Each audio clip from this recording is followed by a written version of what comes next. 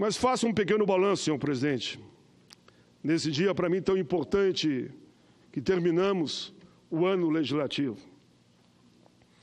Estaremos aqui amanhã novamente.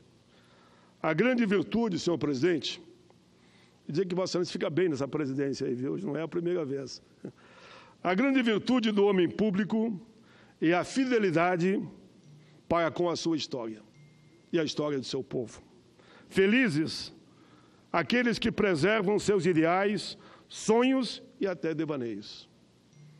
Pior do que falhar é permanecer acomodado em berço esplêndido, de braços cruzados, aprimorando a indiferença, a arrogância, a estupidez e a covardia. Tem que ter coragem para fazer as coisas acontecer.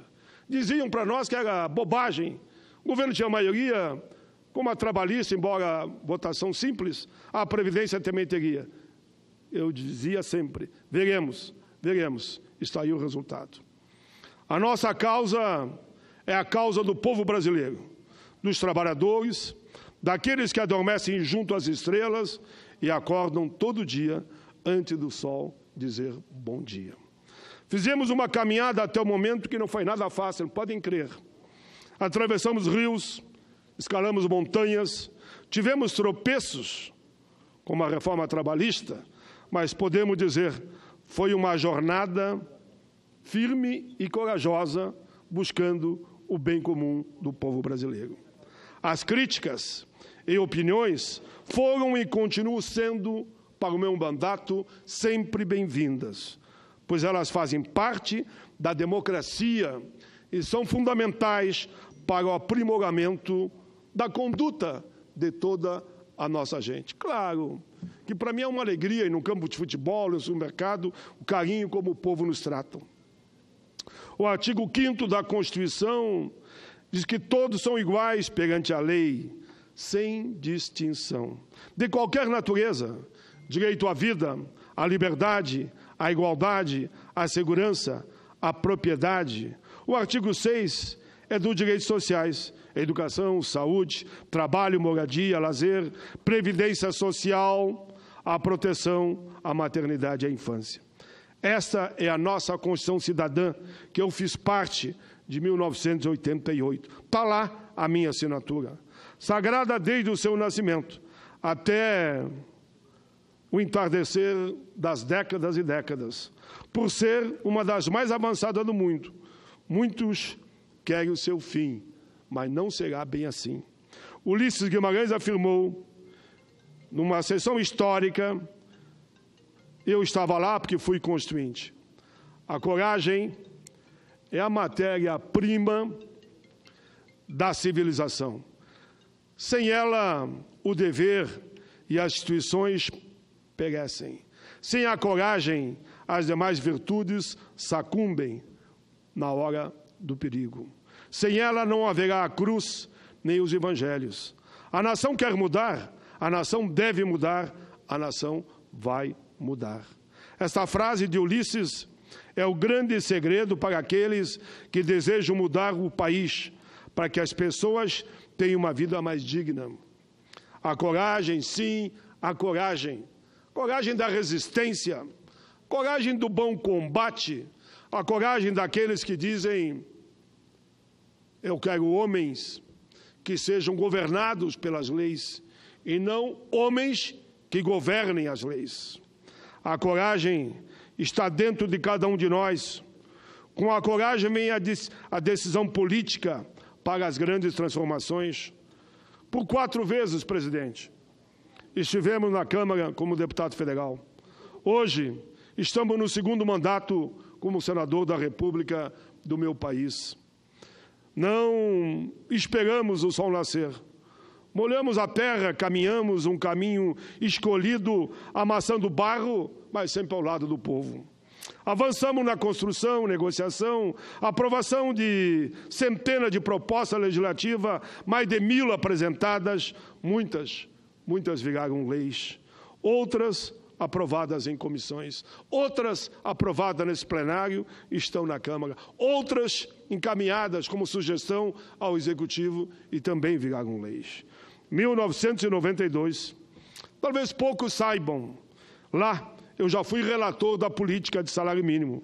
Apresentei o substitutivo, garantindo 147% ao valor do mínimo e a todos os aposentados e pensionistas. Travou-se uma luta no país, me lembro da ponte de Florianópolis, porque não queriam pagar os 147 para os aposentados. Fomos ao Supremo e ganhamos. Os aposentados e pensionistas ganharam 147%. Na época, eu tive a alegria de ter sido o autor dessa proposta. Essa luta sempre teve o apoio da Confederação Brasileira de Aposentados e Pensionistas, COBAP, que fizeram manifestações em todo o Estado, como o fechamento da rodovia Dutra, em Aparecida, São Paulo, e o fechamento da ponte Hercílio Luz, lembro eu, em Florianópolis, Santa Catarina. Mário Quintana dizia: se as coisas são inatingíveis, ora, não é motivo para não querê-las. Que tristes os caminhos, se não fora a mágica presença das estrelas. O Estatuto do Idoso também é de nossa autoria, senhor presidente. Lei Federal número 10.741 de 2003. Tem trazido melhorias à vida dos idosos e das idosas do nosso país. Senhor presidente, eu fui bem tolerante com todos. Eu percebo que, se Vossa Excelência puder me dar mais 10 minutos, para mim poder concluir a minha fala, eu dei a todos 30 minutos que usaram a palavra antes da minha vez. Obrigado, presidente. Seu objetivo é assegurar uma velhice digna aos brasileiros. A população de brasileiros considerada idosa, isto é, acima de 60 anos, corresponde a cerca de 12% da população total. As estimativas demográficas apontam para quase 19% daqui a 13 anos, 2030, e para quase 30% em 2050. Em outras palavras, daqui a apenas 35 anos, cerca de 1/3 de brasileiros serão idosos. O Estatuto do Idoso, senhor presidente, compõe-se de 118 artigos para garantir vida digna, liberdade, justiça, dignidade, saúde, alimentação, habitação, educação, cultura, esporte, lazer e profissionalização. Previdência social, assistência, proteção jurídica, criminalização de maus-tratos, percepção do salário mínimo para o idoso, Estatuto da Igualdade Racial, lei também de nossa autoria. Estatuto do Idoso beneficia hoje em torno de 40 milhões de pessoas. Estatuto da Igualdade Racial, também de nossa autoria, eu diria que beneficia todo o povo brasileiro em 65 artigos. Estatuto da Pessoa com Deficiência, também de nossa autoria, lei número 13.146 de 2015, que institui o Estatuto da Pessoa com Deficiência, Lei Brasileira de Inclusão, completa 2 anos da sanção presidencial, beneficia 46 milhões de pessoas. Senhor presidente, lembro aqui que participei, a senadora Rose Freire também participou, mas tenho orgulho de dizer que eu estava lá para votar e ajudamos na articulação da aprovação do Estatuto da Criança e do Adolescente. Lembro aqui da Lei Maria da Penha, que trabalhamos juntos e hoje é lei. Trazer essas leis ao cenário nacional tem como objetivo, senhor presidente, de mostrar a importância da democracia. Se não fosse ela, esses estatutos, como também a Lei Maria da Penha, como o Estatuto da Juventude, que fui relator, não seriam leis no nosso país. Lembro aqui também a Lei 12.764, resultou do projeto 168 de 2011, de autoria da Comissão de Direitos Humanos, que estabelece os direitos finais fundamentais para os autistas. Me lembro aqui, Berenice de Piana, do Rio de Janeiro, me procurou, ela e família dos autistas, e ali nós fizemos em conjunto o primeiro rascunho da lei dos autistas. Depois caminhamos, e hoje é lei. Tenho muito orgulho de ter sido um dos construtores da lei dos autistas, que hoje circula em todo o país. Senhor presidente, senhora presidenta Rose de Freitas, em 2005, Criamos a Comissão Mista Especial do Salário Mínimo. Fui relator. A comissão viajou todo o país e criou a política de salário mínimo de inflação mais dobro do PIB. Coloquei o dobro do PIB porque eu sabia que na negociação com o Executivo teríamos de fazer um ajuste. E ali colocamos a inflação mais PIB, que mais tarde, com o apoio das centrais, das confederações, virou lei. Digo a todos que no meu projeto original eu estendia também o mesmo percentual para aposentados e pensionistas, mas essa proposta, infelizmente, não passou. Quero lembrar também que apresentei nesse plenário e aprovei por unanimidade o fim do fator previdenciário. Está na Câmara. Lá é que não foi votado ainda. Como apresentei nesse plenário e votei por unanimidade, o projeto de lei que garante que o aposentado deveria receber o número de salários mínimos que recebia no ato da aposentadoria. Aprovei aqui, por unanimidade, está lá na Câmara. Queria lembrar também que a única vez, depois do 147, que tivemos um reajuste de 80% do PIB para aqueles que ganham mais que o salário mínimo, aprovamos e virou lei nas duas casas e foi sancionada pelo presidente Lula na época. Lembramos que apresentamos também a Fórmula 85-95, na chamada PEC paralela, garantindo o direito para os servidores e para as pessoas possam se aposentar, mulher com 30 anos de contribuição, homem 35, mulher 55 de idade e homem de 60. Provamos na PEC paralela, é lei. Tião Viana foi relator. Depois, encaminhamos, estendemos ela também, a presidenta Dilma sancionou, para que também os trabalhadores do regime geral tenham o mesmo direito. Como foi bom nesse plenário a aprovação do Estatuto da Juventude. Fui relator, beneficiou 51 milhões de jovens entre 15 e 29 anos. Cerca de 43 milhões vivem nos centros urbanos, 8 milhões no campo. Enfim, senhora presidenta, durante o embate da reforma trabalhista, apresentei o voto separado. Ganhamos por um voto na Comissão de Assuntos Sociais. Perdemos aqui no plenário. Mas essa é a democracia. Depois criamos a comissão especial que está discutindo o novo Estatuto do Trabalho e que eu sou o relator, que vamos apresentá-lo no ano de 2018. Enfim, veio a reforma da Previdência. Apresentei o projeto de CPI da Previdência. Diziam que eu não ia conseguir 30 assinaturas. Consegui 62. A comissão foi instalada, trabalhou 6 meses e provou que não é preciso esta reforma da Previdência. Só para os anais da casa. Em 2015, o superávit foi de 821 bilhões. Atualizado, daria hoje 2,1 trilhões. Nos últimos 20 anos, 3 trilhões foram para o ralo devido a desvios, sonegação, não pagamento e os tal de refis. Desvinculação das receitas da União, de 2000 a 2015, atualizado pela taxa Selic, foi retirado da Previdência 1,4 trilhões. Me digam que não é verdade.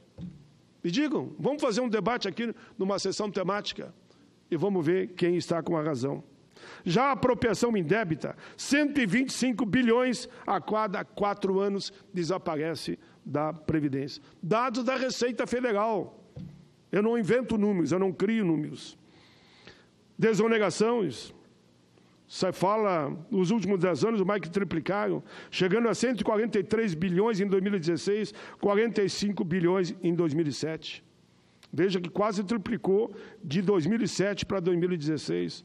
Refis, que eu já falei aqui, bilhões e bilhões. A DRU, que eu já falei.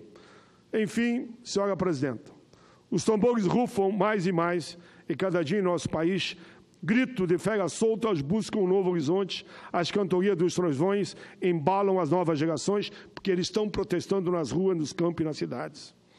Temos muitos outros desafios, senhora presidenta.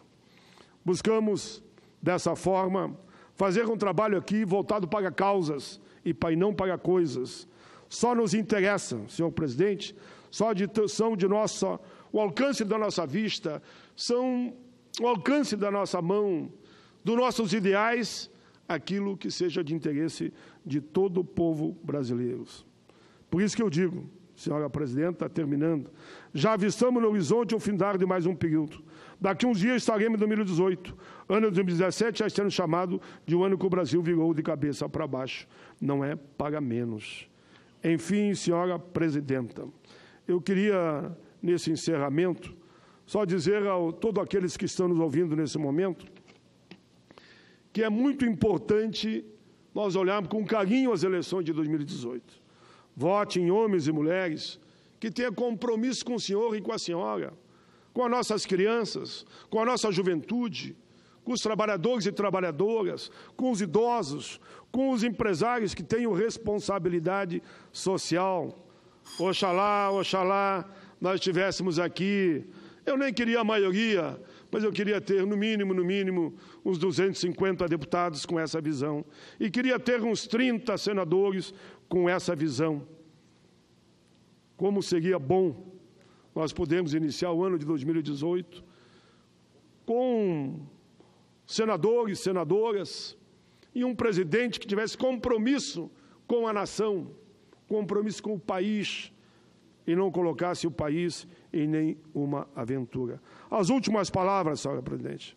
Não pode haver igualdade em um país continental como o nosso se apenas um pequeno grupo é beneficiado com as leis feitas por eles próprios. O Brasil é o país da maior concentração do mundo. É o Brasil. Não pode haver liberdade, concentração de renda. Não pode haver liberdade se a quase totalidade da população é trancafiada em condições que a própria existência humana desconhece. Não pode haver solidariedade se a mesma boca que beija e canta canções populares usa da retórica mentirosa para construir desejos jamais desejados pelo povo brasileiro. Quando um dia acreditamos que era possível mudar o nosso país, isso não foi apenas uma intuição ou um simples desejo, mas um filho que sai do ventre da mãe e dá o seu primeiro grito, rompendo a linha que dá início a tudo na amplidão do universo, merece o nosso respeito. Vida longa ao povo brasileiro.